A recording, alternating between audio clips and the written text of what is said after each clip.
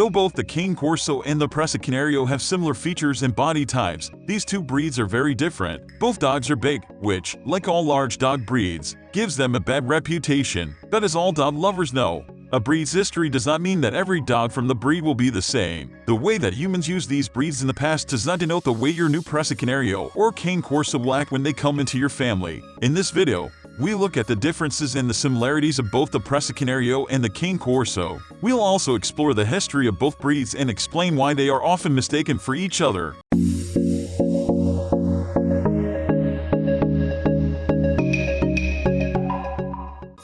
Cane Corso. The ancestors of the modern Cane Corso can be traced back to the time of the Roman Empire. This breed belongs to a subcategory of working breeds known as Mausers. The first Cane Corso dogs were used as battle dogs. They would charge the enemy's lines with buckets of flaming oil strapped to their backs. These early Corso dogs were larger than today's variation. After the Western Empire was dissolved in the 5th century, Cane Corso dogs were adopted to day-to-day jobs, often used to herd livestock, farm, and hunt wild boar. They were also incredible guard dogs, usually employed to guard farmsteads and henhouses around the Italian countryside. By the middle of the 20th century, because of the constant invasions and economic upheavals of Italy and Sicily, the breed almost went extinct. It wasn't until the 1970s that a group of lovers of the breed brought themselves together to try and revive the Cane Corso. The Society of Cane Corso Lovers was formed in 1983, and the first Corso was imported to America in 1988. The Cane Corso was recognized as a breed by the American Kennel Club in 2010. They are part of the working dog group, a little taller than the Presa Canario,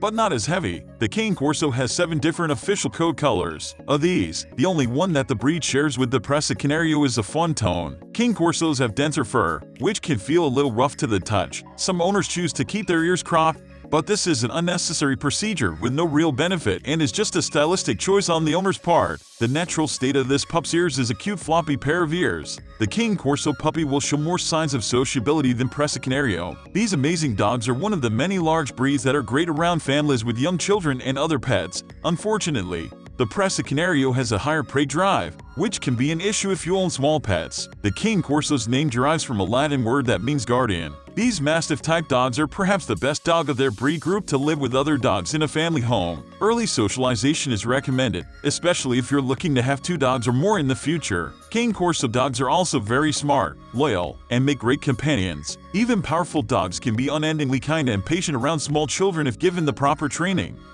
Presa Canario. Presa Canario started their life in the Canary Islands, with documentation of the breed going back to the 15th century. Their full breed name is Perro de Presa Canario, which translates into Canary Dog of Prey. It is thought that the Iberian Presa provided the foundation for the Presa Canario, and it's likely that several other Hispanic dog breeds contributed their genetics to the mix over time, such as the Presa Espanol and the Alano. Another breed that was certainly involved in the creation of the Perro de Presa Canario was the Bardino Majoro, a sheepdog from the island of Fuerteventura. When dog fighting became more popular, Presa Canario dogs became part of the cruel sport. It was their continued use in dogfighting that almost led to their extinction in the 1940s. This, alongside their replacement as a farm guard dogs, meant that the breed became very scarce. If it wasn't for fans of the breed coming together in the 70s to recover the breed's numbers, they may have been lost to history. These later Presa Canarios were large, strong, and vigorous dogs. They were calm, confident, courageous, and very territorial. The full recovery of the breed started in the early 80s when an association was formed with the goal of bringing the breed back to full health. Some kennel clubs did not recognize the Perro de Presa Canario,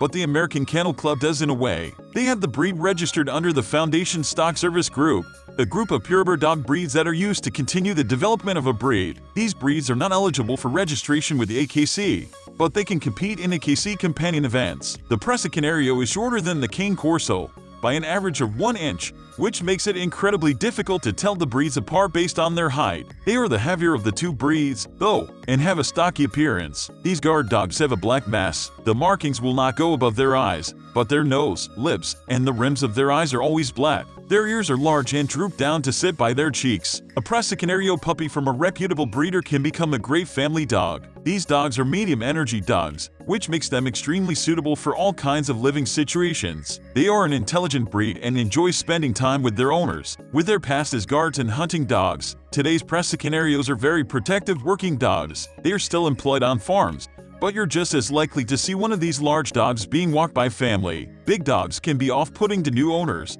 but the Presa Canario is an excellent canine companion for the experienced dog owner. Despite their similar histories, almost extinctions, and notably similar appearances, there are some existing differences between these two Mastiff-type dog breeds. They aren't the same breed, having come into the world in different places and at different times, although they share similarities in their history. While looking at the Canario vs Cane discussion, you may have noted that the Canario is shorter but stockier, while the Cane is a little taller and slimmer. Depending on the examples of the breeds that you're trying to identify, this is a good place to start. Alternatively, as long as the dog you're identifying isn't fawn in color, you can identify both the Presa Canario and the Cane Corso by their fur color. We are almost wrapping up. These are the common differences between these two. Hope you like this video. Please comment, share and subscribe to this channel for more videos.